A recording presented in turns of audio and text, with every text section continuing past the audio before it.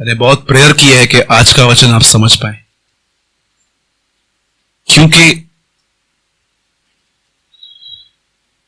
जो सच्ची में प्रभु के वचन को समझने में सीरियस हैं, ये उन्हें समझ में आएगा। क्योंकि ऐसी बहुत सारी बातें हैं जो आप जानते हैं, किन लोगों को बाइबल बोरिंग लगती है? जो अपने मन से पढ़ते हैं, इंटेलेक्चुअल। बट उनके लिए जो पवित्र आत्मा के साथ पढ़ते हैं, 50 साल के बाद भी ये किताब उन्हें एक्साइटेड नहीं करेगी। पता है आपको ये बात? जो लोग ये सोचते हैं कि इसको अपने मन से समझूं, ये ऐसा वचन कहीं और भी तो लिखा हुआ है, अरे हाँ चल खोलते हैं इसको भी, हाँ लगता है ये है, आप 50 साल भी नहीं समझ पाएंगे। अगर आप इसे अपनी समझ से पढ़ेंगे ना, तो बिल्कुल आप उन फरीसियों की तरह बन सकते हैं जो परमेश्वर के पुत्र को, जिसकी 4000 सालों से वो लोग वेट कर रहे थे, उसके आने पर वो कहते हैं ये शैतान है। आप उतने ही उससे दूर जा सकते हो जितने वो लोग थे।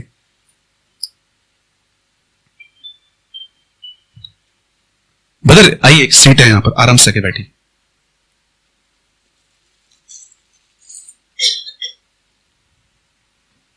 मैं सच कहता हूं, मैंने आज प्रेयर की है प्रभु से। आज मैं यहां पर 6 बजे आ गया था, मैं प्रभु से प्रेयर कर रहा था, प्रभु जो मैं आज समझाना चाहता हूं, कृपया लोगों को उस बात को समझने में मदद कर। मैं आपसे एक सवाल पूछता हूं, ऐसा क्यों हुआ कि फरीसी जो दिन रात बाइबल पढ़ते थे, जब यीशु उनके सामने आया तो उसने कहा ये बालजबूल है। आप जानते हैं बालजबूल एक्चुअली हिब्रू वर्ड है। बालजबूल का हिंदी मतलब है शैतानों का सरदार। पर मुझे एक बात बता सकते हैं, एक रोमी पिलातुस जिसने कभी बाइबल नहीं पढ़ा था, वो क्यों कहता है ये यहूदियों का राजा है? क्या डिफरेंस था पिलातुस में और क्या डिफरेंस था फरीसियों में? वो लोग कभी विश्वास नहीं कर पाए कि वो परमेश्वर का बेटा है, पर अनपढ़ पतरस कैसे बोलता है कि तू परमेश्वर का पुत्र है? आप जानते हैं, जब आप इस बाइबल को अपने समझ से पढ़ते हैं, ये बाइबल आपके लिए बोरिंग हो जाएगी। लेकिन जब आप इस बाइबल को पवित्र आत्मा के साथ बैठ के पढ़ोगे, 50 साल के बाद भी आपकी पुरानी बाइबल आपके लिए नई होगी। याद रखिएगा, रीड विद होली स्पिरिट। जब आप इसको पढ़ते हो तो उसको पवित्र आत्मा से पढ़ो, उसको बोलो पवित्र आत्मा, मैं इसे समझने की कोशिश नहीं करूंगा, ये समुंदर है और मेरे पास सिर्फ एक कप है, आप मुझे समझाइए। और पवित्र आत्मा, आप जानते हो नया नियम एक वर्ड को लेके आता है, रेवलेशन। जानते हो रेवलेशन का मतलब क्या होता है? हिंदी में कहते हैं प्रकाशित वाक्य, और एक शुद्ध वर्ड है प्रकटीकरण। मतलब इसमें तुम्हारी कोई मेहनत नहीं है। मुझे बताइए, आज हम लोगों को ये कितना समझाते हैं कि परमेश्वर का बेटा है, लेकिन फिर भी लोग नहीं समझ पाते। पतरस को क्या यीशु ने समझाया? पर वो कैसे बोलता है कि हां तू जीवित परमेश्वर का बेटा मसीह है? वहां पर एक वर्ड यूज किया है प्रभु यीशु मसीह ने, this is reveal from my father. Reveal come from revelation, ये मेरे पिता के द्वारा प्रकट किया गया है। आप जानते हो 50 बार एक अध्याय पढ़ने से बाइबल समझ में नहीं आती। भजन संहिता में लिखा है, वे जो यहोवा का भय मानते हैं, यहोवा अपने वेद की बातें उन्हें बताता है। यह बात अलग है कि अगर आप बाइबल नहीं पढ़ पाते हैं तो आपको एटलीस्ट स्टार्ट करना चाहिए। पर अगर आप पढ़ते हैं, आपको समझ में नहीं आ रहा है, तो मैं आपको बताता हूं, आप कम से कम इस बाइबल को पढ़ने से पहले परमेश्वर से कहिए, प्रभु ये आपकी किताब है, और सिर्फ एक यही किताब है जिसके द्वारा आप मुझसे बात करते हो। और याद रखिएगा, मेरे लाइफ में जितनी भी आज तक सिचुएशंस आई हैं, जितनी भी मैंने आज तक अपने लाइफ में प्रॉब्लम्स फेस की है, चाहे वो फैमिली प्रॉब्लम हो, बिजनेस प्रॉब्लम हो, चर्च प्रॉब्लम्स हो, मुझे उस हर बात का उत्तर इसमें मिला है। मैं किसी के पास काउंसलिंग लेने नहीं जाता हूं, मैं किसी को नहीं बोलता हूं कि मेरे घर में यह समस्या है। मैंने परमेश्वर के वचन में सॉल्यूशन ढूंढना सीखा है कि इसमें क्या लिखा है। हो सकता है मैं आपको प्रेयर रिक्वेस्ट दूंगा, लेकिन मैं आपसे कभी यह नहीं पूछूंगा कि एक्चुअली इसका क्या करना चाहिए, क्योंकि मुझे लगता है कि परमेश्वर ने मुझे 66 किताबें दी हैं, मैं उसमें से ढूंढ लूंगा कि परमेश्वर मुझसे क्या चाहता है। आप भी ये करें। और अगर जब तक आपको प्रभु के वचनों की पहचान नहीं है, तब तक आप किसी से पूछो, नो प्रॉब्लम। लेकिन जब आप इसको पढ़ते हो, मैं आपको बोलता हूं परमेश्वर से बोलो, प्रभु मुझसे बात कर। मैं आपसे मीटिंग स्टार्ट करने से पहले एक सवाल पूछता हूं, फ्लावर्स में कितनी वैरायटीज आती है? फूलों में कितनी वैरायटीज आती है? लाखों के करोड़ों। कितने लोगों ने फूल देखे हैं भाई? घर पे रहते हैं ना फूल, कौन से रहते हैं बोलिए? रोज, गुलाब, लिली और जास्मीन, मोगरा, राइट? जानवरों में कितने किस्म आते हैं? कितनी वैरायटीज आती हैं? चौपाए आते हैं, जीव जंतु आते हैं, पानी में अलग रहते हैं, ऊपर अलग उड़ते हैं। परमेश्वर ने कितनी वैरायटीज बनाई है हर चीज में। पर क्या मैं आपसे यह बात पूछ सकता हूं कि परमेश्वर ने 40 साल तक उन्हें एक ही रोटी क्यों दी? वैरायटीज क्यों नहीं दी?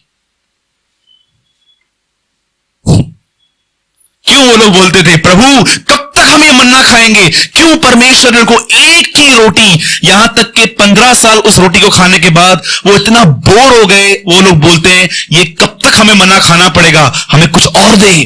तब परमेश्वर उनको कहा, ठीक है अब मैं तुम्हें नॉनवेज दूंगा। पर क्या आप मुझे बता सकते हो कि 40 साल परमेश्वर ने उन्हें एक ही खाना क्यों दिया था?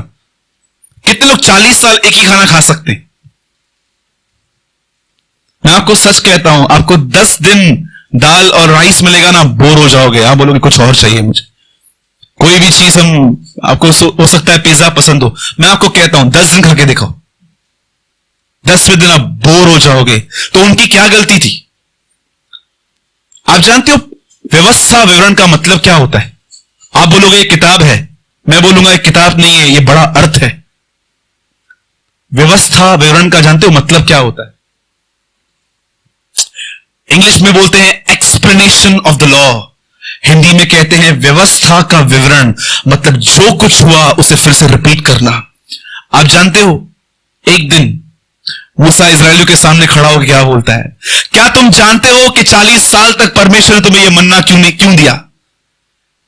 वो लोग का क्या आपने देखा होगा, वो लोग एक कंप्लेन बहुत करते थे कि ये मन्ना हमें रोज खाना पड़ रहा है, हमें कुछ और चाहिए। तब प्रभु ने कहा, सुनो अब मैं तुम्हें इतना मांस खिलाऊंगा जब तक तुम्हारे नाक में से नहीं निकलता है जब तक तुम्हारे नोज में से नहीं निकलेगा ना, तुम खा के। और बटेरे, एक पक्षी आता था, उसको कटिंग करके वो करते थे।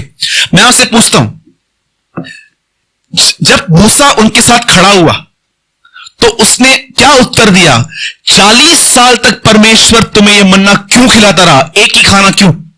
जानते हैं रीजन? क्यों परमेश्वर चाहता था कि एक्चुअली खा के बोर हो? बोलिए। 40 इयर्स एक ही खाना। आपको लगता है परमेश्वर विदाउट पर्पस कुछ करता है? उसने सूरज को पर्पस से बनाया ना। भजन संहिता में लिखा है, उसने सूर्य को दोपहर में और चंद्रमा को रात में प्रभुता करने के लिए ठहराया।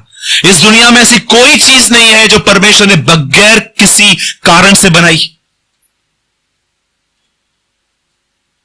आप नाक से भी सांस ले पाते हो, आप मुंह से भी ले पाते हो। क्यों परमेश्वर ने 2 रास्ते बनाए सांस लेने के? क्योंकि प्रभु को पता था बहुत सारे लोग आइसक्रीम खा के नाक बंद करेंगे, इसलिए उसने उनको मुंह भी दे दिया, चलो इससे तो बचे।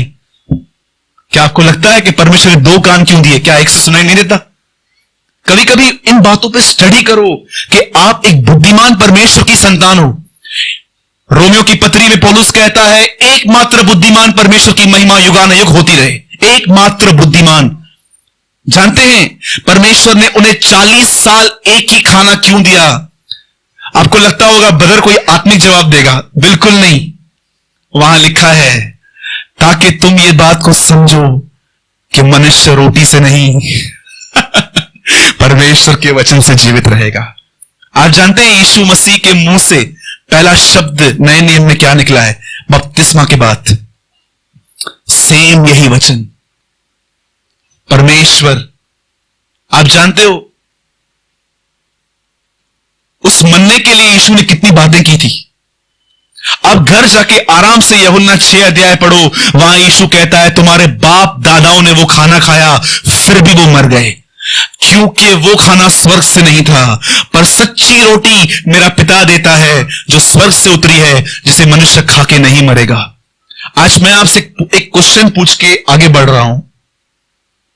आप शारीरिक भोजन के लिए ज्यादा मेहनत कर रहे हैं कि आत्मिक भोजन के लिए? बताइए। कैसे कैसे खाने बनाते हैं हम लोग, चीज मेयोनीज डाल डाल के घर में, पर क्या आप परमेश्वर के वचन को पाने के लिए परिश्रम करते? बहनों, ओ भाइयों, मैं एक साधारण सवाल आपसे पूछ रहा हूं। आप में से कितने लोग प्रभु के वचन को पाने के लिए मेहनत करते हैं? आप जानते हो आपके जीवन में बहुत सारी समस्याएं क्यों हैं? क्योंकि आपको पता ही नहीं है कि परमेश्वर इस विषय में मुझसे बात क्या करना चाहता है। आप अपनी बुद्धि से लड़ रहे हैं, झगड़ रहे हैं, शारीरिक शक्ति लगा रहे हैं, पर मैं आपको बोलना चाहता हूं, परमेश्वर की सुनो उस विषय में। यीशु ने कहा, नाशवान भोजन के लिए परिश्रम मत करो, पर उस भोजन के लिए परिश्रम करो जो परमेश्वर तुम्हें देगा। वो क्या है भोजन पता है? एक अपने जिंदगी की एक कोई सिचुएशन ले लो जिसमें से कई सालों में आप हो, स्ट्रगल कर रहे हो, निकलने की कोशिश कर रहे हो। आप जानते हो परमेश्वर आपकी मदद क्यों नहीं कर पा रहा? कभी कभी परमेश्वर इंतजार कर रहा है कि आप कब थकोगे आखिर। परमेश्वर क्यों उन्हें बार बार वही खाना दे रहा था? ताकि वो बोर हो, वो कुछ नया मांगे मुझसे। क्यों परमेश्वर कई चीजें आपके जीवन में नहीं बदलता? ताकि आप लड़ो लड़ो लड़ो और आपका स्वयं खत्म हो, पुरानी दाखरस समाप्त हो, आप उसके पास आओ। आप जानते हो यीशु ने क्या कहा यहूदियों को? तुम पवित्र शास्त्र तो पढ़ते हो, परंतु तुम मेरे पास नहीं आते। मैं आपको फिर से कहता हूं, हो सकता है you read Bible every day, पर फिर भी आप परमेश्वर के पास नहीं जाते।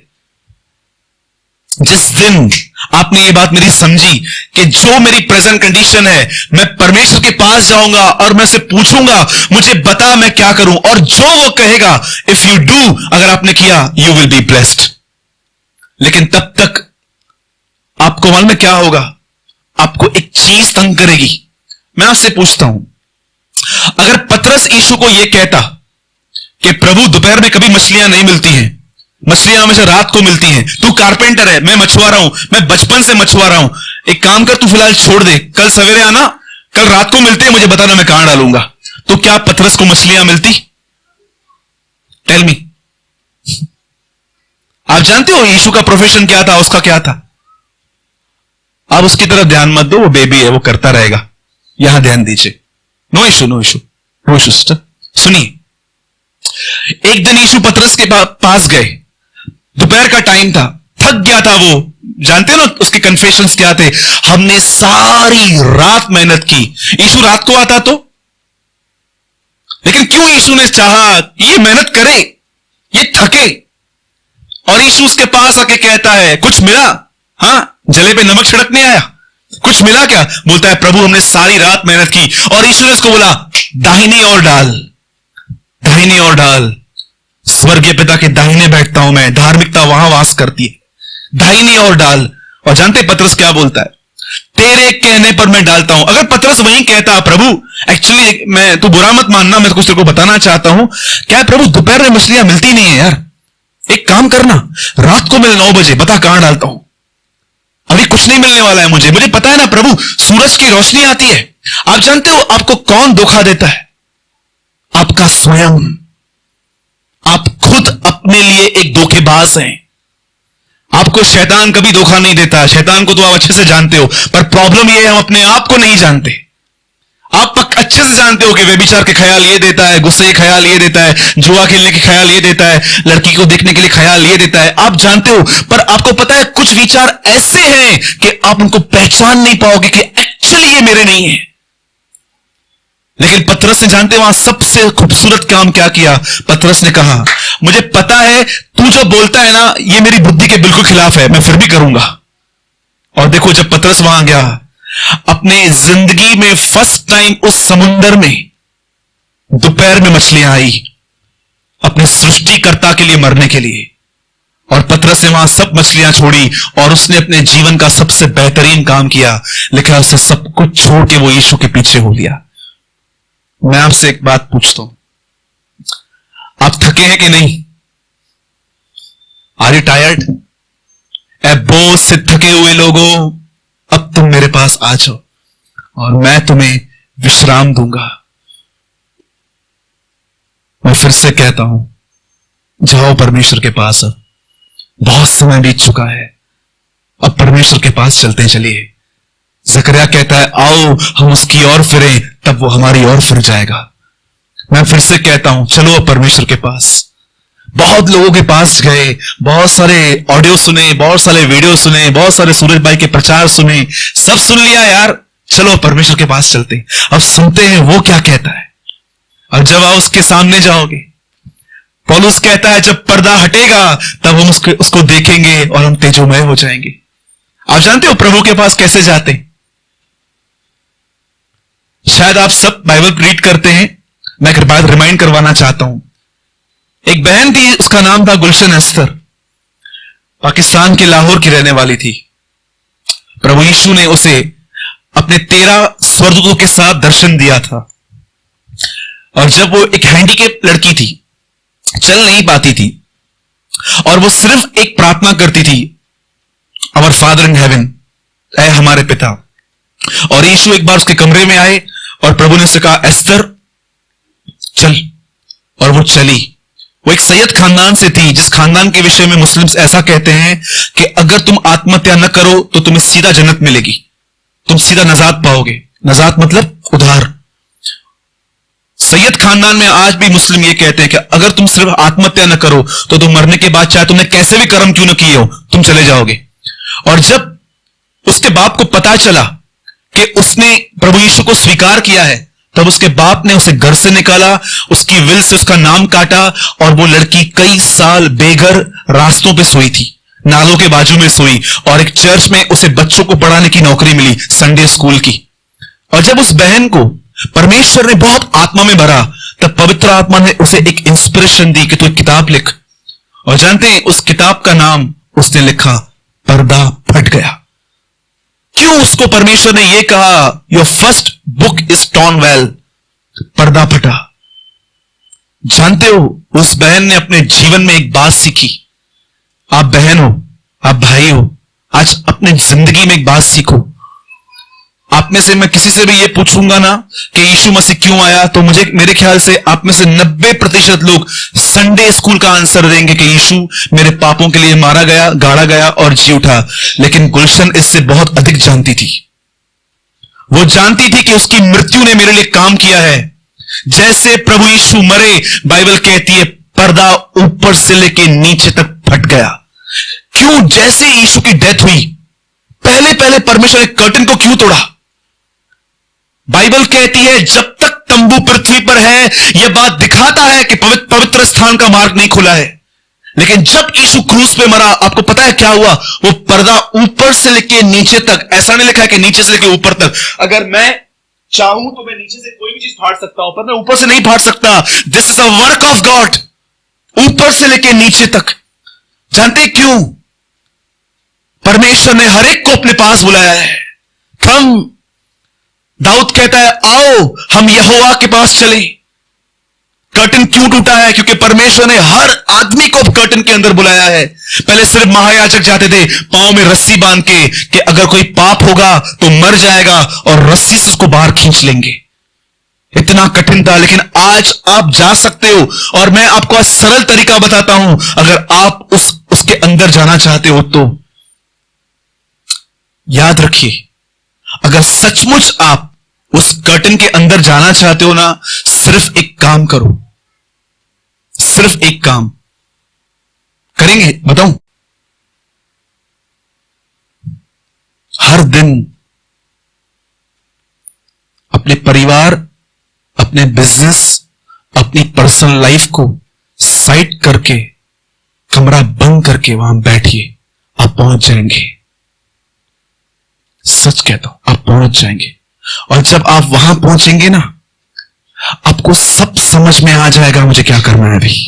सब कुछ क्रिस्टल क्लियर समझ में आएगा, क्रिस्टल क्लियर।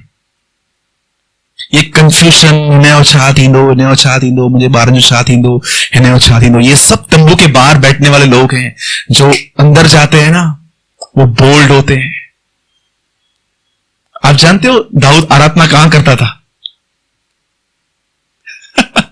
बताइए, वेयर डेविड वर्शिप लॉर्ड। आप जानते हो दाऊद परमेश्वर के तंबू के साइड में डांस करता था। आप उसकी लाइफ देखो। सब लोग गोलियत को देख रहे थे, एक दाऊद ही था जिसे गोलियत दिख ही नहीं रहा था, सिर्फ परमेश्वर दिख रहा था। एक दाऊद ही था जिसे गोलियत दिख ही नहीं रहा था। अरे ये क्या करेगा? सब लोग सोच रहे थे हम गोलियत से कैसे बचेंगे। दाऊद सोच रहा था गोलियत परमेश्वर से कैसे बचेगा। क्या सब सोच रहे थे यार हम गोलियत तो आज छोड़ेगा नहीं, लेकिन दाऊद सोच रहा था यार ये आदमी बचेगा कैसे। एक तो छोटा होता तो समझ में आता, लेकिन इतना बड़ा है कैसे भी मरेगा। राइट है ना? सोचो, दरवाजा अगर 3 इंच का है, एक लकड़ी है, उसको मारना है तो कितना कठिन है, लेकिन 6 फुट का दरवाजा है तो कहां से भी फेंक दो, लगने ही वाला है। दाऊद इतना पॉजिटिव था। तो वो काम कीजिए जो पतरस ने किया। ठीक है? तो कितने लोग ये बात समझे? मनुष्य कैसे जीवित रहते हैं? खाना खाने से। हां, जोर से बोलिए। परमेश्वर की बातों को सुनने से जीवित रहते हैं। उस समय जो कोई मेरा शब्द सुनेगा वो जिएगा, सच्ची में जिएगा। यहां जिंदा भी हैं पर हम कई मरे हुए भी हैं अंदर से। क्यों? क्योंकि हमने बाइबल सुनी है, परमेश्वर का शब्द नहीं। ठीक है? आइए, आज प्रभु भोज है। हम 15 मिनट में 20 मिनट में वर्ड पूरा करेंगे।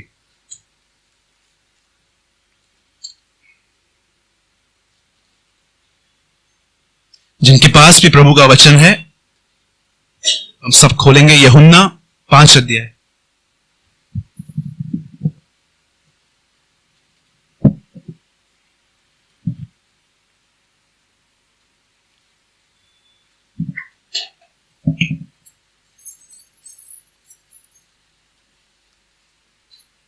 आप जानते हैं एक प्रचारक के लिए सबसे कठिन काम क्या होता है?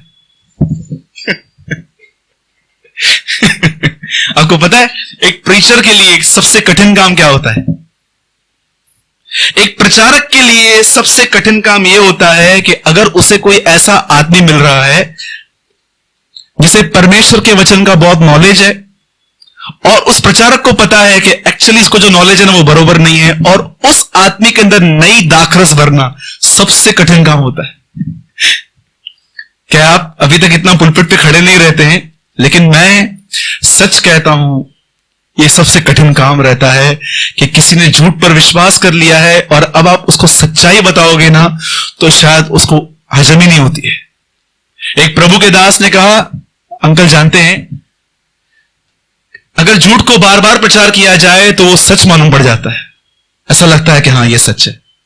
वैसे ही आज मैं कुछ ऐसा आपको बताना चाहता हूं, शायद आपने नहीं समझा होगा। सबसे पहले मैं चाहता हूं हम लोग सब यीशु के 12 चेलों के नाम बताएं। कौन स्टार्ट करेगा? एक एक करके। हाँ जी, बदर ने पतरस बता दिया। हाँ यूहन्ना, तुमको तो कुछ और बोलना चाहिए था। बियो पतरस, अंद्रयास, इससे क्या बोला? यूहन्ना, हाँ, याकूब, फिलिपुस, थोमा, मस्तेलो, दिदमुस, यो कोई, मती, हाँ, खदई, यो कोई और कोई? यहूदा नहीं, 12 चेले बोले, डोंट चीट ब्रदर। नहीं, पतरस, सिमोन एक ही है। पक्का? ओके, और कोई? याकूब, यहूदा, यो क्या चाहिए? मम्मी के यो याद आ, यहूदा अस्करोती। कोई और? हाँ जी, बिन्यामीन, एक्चुअली वो ओल्ड टेस्टामेंट में। और कोई? आप जानते हैं आप एक चेले को भूल रहे हैं। थोमा तो सबको याद रहता है, कमजोर लोग हमको पहले याद होते चढ़ाने के लिए, ये भी थोमा ही है। हाँ, आंद्रियास, पौलुस, 12 चेले। फिलिपुस, हाँ फिलिपुस, वेरी गुड। केड़ा मम्मी? लोग जानते हैं बर्तुलमै को? जानते हैं उसका दूसरा नाम क्या था? एक दिन यीशु एक आदमी से मिलकर कहता है ये सच्चा इजरायली है। उसका नाम क्या था? नतनेल। नतनेल और बर्तुलमै एक ही है। लेवी और मती भी एक ही है। जी असा भी जाम नाला होंगे ना, कमलेश भी तस, मुकेश भी तस, नरेश भी तस, अलाए घणा नाला मुंहिंजा ॿ टे नाला आहिनि। राजू आहे मुंहिंजे घर में, नानी जो नाले हिते सूरज आहे, घर में वरी अहिड़ो नालो आहे खणण में शर्म ईंदी आहे, कालू। लिसन, अब मैं पूछता हूं, आज थोड़ा प्रचार नहीं करते हैं, थोड़ा टॉक करते हैं। मुझे आप बता सकते हैं कि यीशु के 12 चेले इतने अलग क्यों थे सबसे? Why they are so different? यीशु के 12 चेले इतने डिफरेंट क्यों थे? क्या कारण था? वो जल्दी डरते नहीं थे, वो जल्दी परेशान नहीं होते थे, उनके लिए प्रेम करना कठिन नहीं था। यीशु ने नहीं कहा कि जब लोग बाइबल लेके कलीसिया में आएंगे तो तुम इससे जान लेना कि ये मेरे लोग हैं। यीशु ने कहा जब लोग आपस में प्रेम करें तो इससे जान लेना कि ये मेरे लोग हैं। राइट? आप मुझे बता सकते क्यों उनके अंदर इतनी भरपूरी थी? हाँ जी, उन्हें कुछ आता नहीं था। कोई और?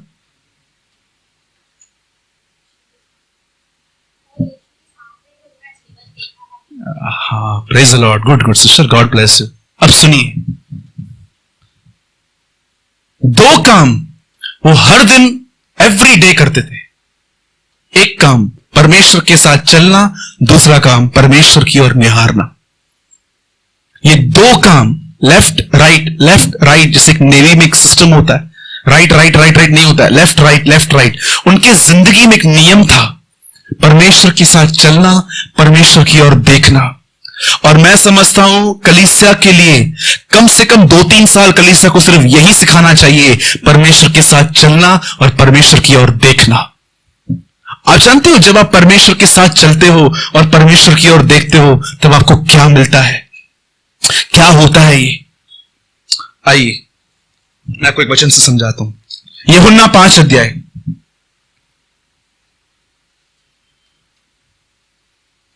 कोई उसका पढ़िए, 5 का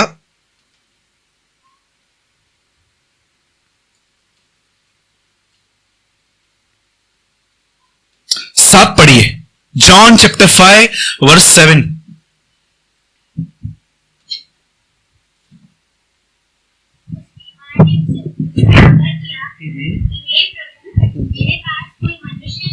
राइट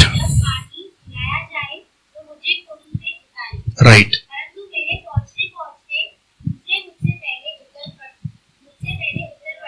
बस बाइबल कहती है प्रभु यीशु मसीह एक बार यरूशलेम गए। यरूशलेम में एक पर्व चालू था, एक फेस्टिवल चालू था। आपको मालूम होना चाहिए कि इजराइल के लोग कौन से फेस्टिवल्स मनाते थे। उनका सबसे बड़ा जो फेस्टिवल था उसे कहते हैं फसह का पर्व। इसी फेस्टिवल में यीशु मसीह को क्रूस पर चढ़ाया गया था। एक पर्व होता है झोपड़ियों का पर्व। उस झोपड़ियों के पर्व में वो अपने घर को छोड़ के अपने हाथ में तंबू लेके यरूशलेम में आके रहते थे, यह दिखाने के लिए कि एक्चुअली हमारा घर यहां नहीं है, स्वर्ग में है। लेकिन अब यहां पर एक और पर्व है, एक मेला है। बाइबल कहती है यीशु वहां आया, और वहां पर जब वो वहां पर आया तो वहां पर एक पूल था, एक तालाब था। उस तालाब में आप जानते हो वहां एक प्रथा थी, वहां एक नियम था। साल में एक दिन एक स्वर्गदूत नीचे आएगा, पानी को हिलाएगा। मुझे एक बात बताइए, क्या पानी हवा से नहीं हिल सकता? तो कैसे मालूम पड़ेगा कि स्वर्गदूत ने हिलाया कि हवा से हिल रहा है? कभी आपने इस बारे में सोचा?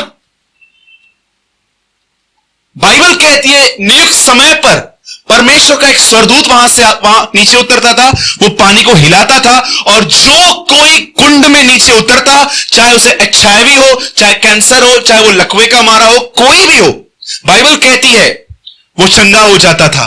मैं आपको सबसे पहले यह बताना चाहता हूं, एक्चुअली यीशु ने कोई चमत्कार नहीं किया था। यूहन्ना कहता है ये सब चिन्ह थे। चिन्ह समझते हैं? और चमत्कार का मतलब क्या रहता है? बोलिए, what is the meaning of science and wonders? Bible कहती है जब प्रभु ने पानी को दाखरस बनाया, यूहन्ना कहता है यीशु ने अपने लोगों को यह पहला चिन्ह दिखाया, चमत्कार नहीं। आप जानते हो, एक बार यीशु ने एक आदमी को आंखें हाथ रखा और बोला क्या तुझे दिख रहा है? बोलता है ठीक से नहीं दिख रहा, फिर वापस हाथ लगाता है। क्यों यीशु को भी ऐसी जरूरत पड़ी कि एक दिन इस एक आदमी के लिए से 2 बार प्रार्थना की? हर चीज मिरेकल नहीं है, हर चीज एक शिक्षा है, एक टीचिंग है। याद रखिएगा, अगर आप बाइबल के अंदर यीशु के चमत्कारों को पढ़ते हैं ना, तो आपको लगेगा ये चमत्कार है, पर वो चमत्कार नहीं है, वो शिक्षा है, वो किसी बात की टीचिंग है। जानते हो यीशु मसीह यहां पर क्या टीच कर रहा था लोगों को? एक दिन मैं एक बाइबल में वचन पढ़ रहा था जिसमें ऐसा लिखा था कि एक आदमी यीशु से मिला और यीशु ने उसके हाथ पे आंखों पे हाथ रखा और प्रभु ने कहा तुझे क्या दिख रहा है? बोलता है मुझे पेड़ दिखाई दे रहे हैं। प्रभु उसको बोलता है इधर आ, वापस हाथ रख रहा है, बोलता है अब बरोबर दिख रहा है। मुझे आप बता सकते हैं कि एक्चुअली इसका अर्थ क्या है? एक ऐसे लोग हैं जब कलीसिया में आते हैं तो प्रभु उनकी आंखों को खोल देता है कि यह पाप है। इसको कहते हैं पहली बार आंख खोलना। और जब परमेश्वर बोलता है क्या तुझे इस पाप पर विजय चाहिए? हां, इसे कहते हैं इसे दोबारा छूना। पर कई लोग धुंधली आंखों में चले जाते हैं कि चल ठीक है, कोई प्रॉब्लम नहीं है। हर चीज एक शिक्षा है।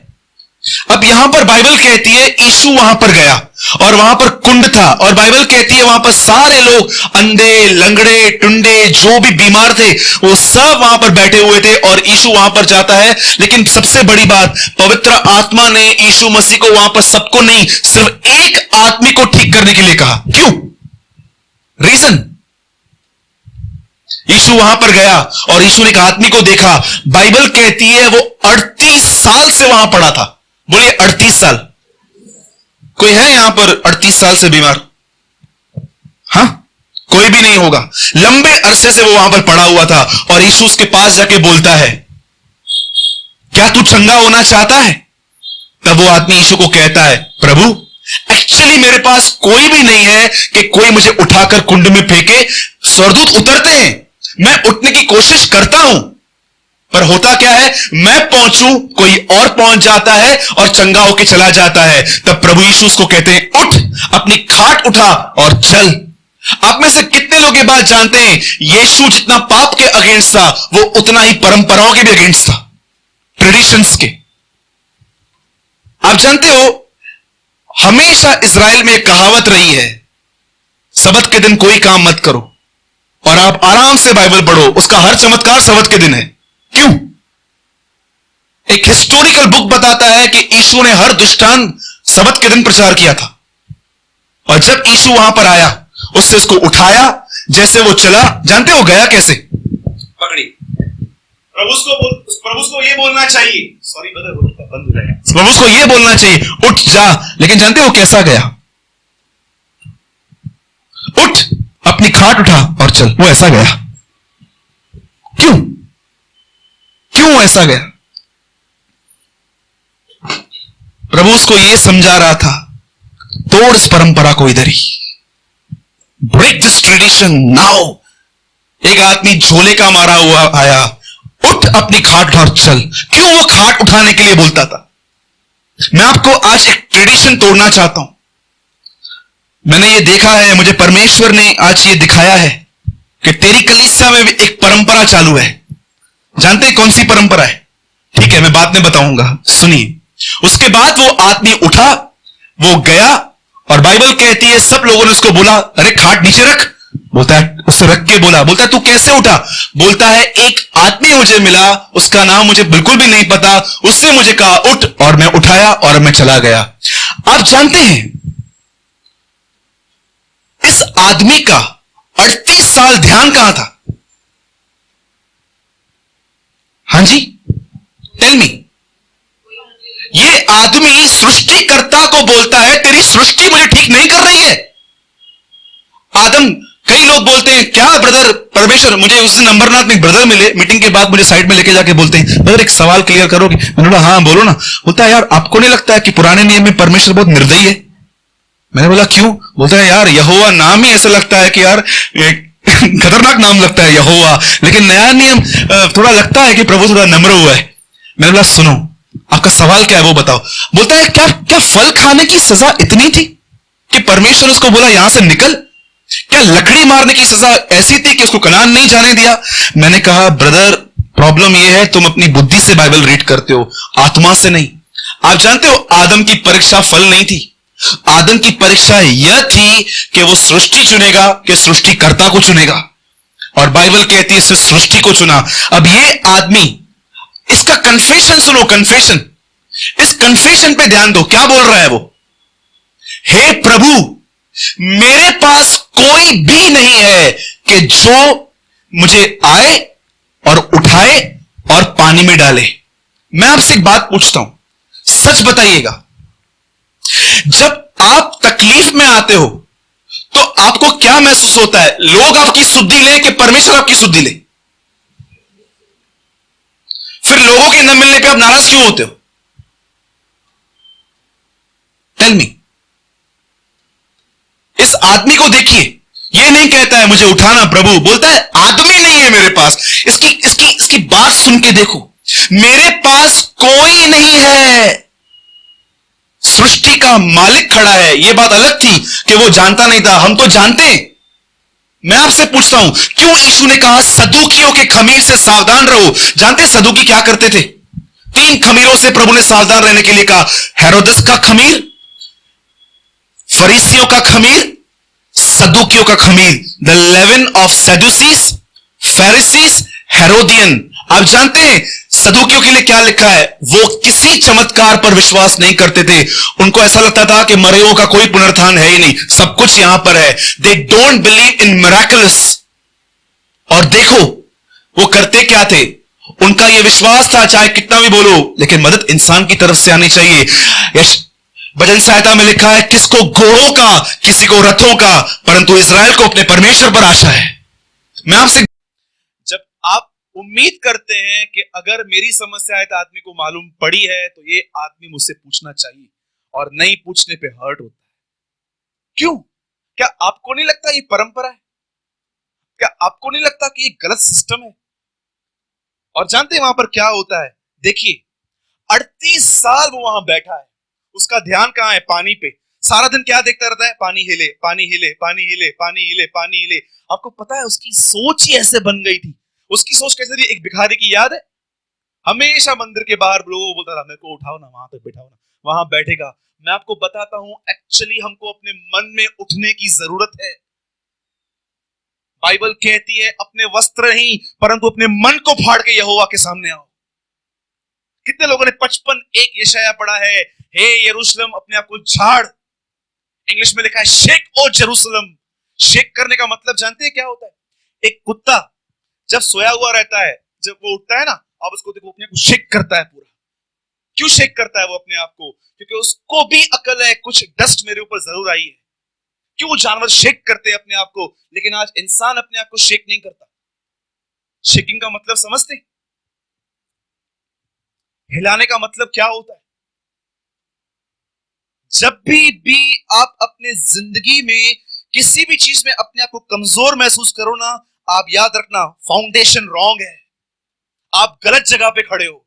यीशु ने कहा चट्टान पर खड़े हो जाओ, तब तूफान आंधियां आएंगी पर तुम नहीं गिरोगे। चट्टान की वजह से तुम नहीं गिरोगे। चट्टान, मैंने 9 साल झूठ सुना था चट्टान परमेश्वर का वचन है। बाइबल कहती है जो मनुष्य सुन के उस पे चलता है उसने अपना घर चट्टान पे, आज्ञा पालन चट्टान है, वचन नहीं। जो कोई मेरी बातों को सुनता है और उन पर चलता है उसने अपना घर चट्टान पर बनाया है। सुनने वाले ने नहीं, लिखा है उल्टा सुनने वाले ने अपना घर रेत पे बना दिया। जो आदमी सुने उस पे चले। यहां पर आप देखो 38 साल तक इसका माइंड कहां पर है? क्या कभी कभी आप महसूस करते हो कि सचमुच मेरा मन किसी ऐसी बात में बिजी हो चुका है कि एक्चुअली मुझे लग रहा है कि अब मुझे यहां से मन निकालना चाहिए? टेल मी, क्या आपको ऐसा लग रहा है? योना एक नबी था, प्रभु ने उससे कहा नीनवे जा, वो तिर्तीस जा रहा था। आप जानते हो, मैं आपको एक बहुत हंसने वाली बात बता रहा हूं, आप हंसेंगे। उसने प्रभु की बात नहीं मानी है। वो मालूम है क्या किया? लिखा है योना बाड़ा देकर, बोलो बाड़ा। हाँ, उसके पास पैसा था। अगर हम होते तो हाँ प्रभु वो दास हैं मतलब कहते को फ्री में बिठाऊं हम लोग आइडेंटिटी देते हैं अपनी। आप जानते हो बहुत छोटी बात है, आपने शायद नोट नहीं की होगी, तब पौलुस अपने भाड़े के घर में रहता था बोलो बाड़ा। हाँ, कितने लोग ये बात जानते हैं लोकल ट्रेन में टिकट लेना जरूरी है? हमारे एक ओल्ड चर्च में एक बहन ने गवाही दी थी, बोला उल्लास पे गई, बहुत लाइन थी, टिकट नहीं निकाला, ट्रेन में चढ़ गई, टीसी आ रहा था, सबको पकड़ा, मुझे छोड़ दिया, प्रभु का धन्यवाद। मैं बोला तेरे को पकड़ना चाहिए था, एक्चुअली तेरे को पकड़ना चाहिए था। ये तो लगता है तेरे को प्रभु ने नहीं, शैतान ने बचाया। प्रभु तुझे, कई लोग क्या करते हैं ना, शैतान शैतान शैतान। सुनिए, मैं जो समझा रहा हूं सुनिए। माइंड कहां था? मन कहां था? सिर्फ एक बात मैं बोलता हूं, सारा प्रचार यहीं छोड़ के जाओ, सिर्फ एक बात यहां से लेके जाओ, मन का थे, माइंड कहां है, कहां लगा के रखा है? बताइए, किसको देख रहे हो? ये आदमी देखो उसकी हालत क्या हो गई है, सृष्टि को देख देख के जम चुका है बर्फ की तरह। बोलता है कोई भी नहीं है जो मुझे उठाए और फेंके। और देखिए, जब परमेश्वर उसके सामने आया, वो यीशु की तरफ फिरा। जो काम 38 साल में नहीं हुआ था, वो 38 सेकंड में हो गया। जानते हैं, मेरे लिए सबसे बड़ी बात ये नहीं है यहां पर कि यीशु ने इसको ठीक किया। मेरे लिए सबसे बड़ी बात जानते हैं ये क्या है? कि इसने यीशु की बात को मान लिया, ठीक है मैं उठाता हूं, और वो चला गया। मैं आपको एक बात कहता हूं जो मैं आपको समझाना चाह रहा था। इस दुनिया में दो चीजें हैं, एक सृष्टि, एक सृष्टिकर्ता, क्रिएशन एंड अ क्रिएटर। आप जो भी देख रहे हो ये सब क्रिएशन है। याद रखना, क्रिएशन आपको कुछ नहीं देगी, लेकिन क्रिएटर आपको सब कुछ दे देगा। सिर्फ जानते क्या करना है? सुनिए, कितने लोगों ने प्रभु के वचन में ये बात पढ़ी है कि यीशु ने एक बार 5000 लोगों को खाना खिलाया था? सबने पढ़ा है? आप मुझे बता सकते हैं उससे ठीक पहले यीशु ने क्या किया था? मैं जानता हूं ये बात वही बता पाएंगे जिनकी सच्ची में एक सिंसियर स्टडी है। 5000 लोग जब सामने बैठे थे, तो जानते हैं यीशु ने फिलिप्पुस से क्या कहा? इनके खाने का बंदोबस्त करो। तब फिलिप्पुस ने पॉकेट में हाथ डाला, उसके पॉकेट में 200 दिनार पड़े थे। और जानते हैं वो प्रभु को क्या बोलता है? प्रभु 200 दिनारों में जो खाना मैं लेकर आऊंगा ना, उससे सब नहीं खा पाएंगे। जानते हैं उसके बाद एक वाक्य लिखा है, यीशु ने यह बात उसे परखने के लिए कही, क्योंकि वो समय जानते थे वो क्या करने वाले। मुझे बता सकते प्रभु यीशु फिलिप्पुस में क्या परख रहा था? फिलिप्पुस का उत्तर सही था? क्या आज आप जिस विषय में सोच रहे हो, जरूरी है कि आपकी सोच सही है? क्यों परमेश्वर ने 66 किताबें दी? क्योंकि उसको पता है मन धोखेबाज है, इसकी सुनने के बाद ही आशीष पाएंगे। सुनिए, जब प्रभु यीशु ने उससे कहा 5000 लोग को खाना खिला, तब प्रभु को उसने कहा 200 दिनार का खाना भी इनको पूरा नहीं पड़ेगा। तब लिखा है यीशु ने ये बात उन्हें परखने के लिए कही। आप जानते हो उससे पहले यीशु ने ऑलरेडी 4000 लोग को खाना खिलाया था।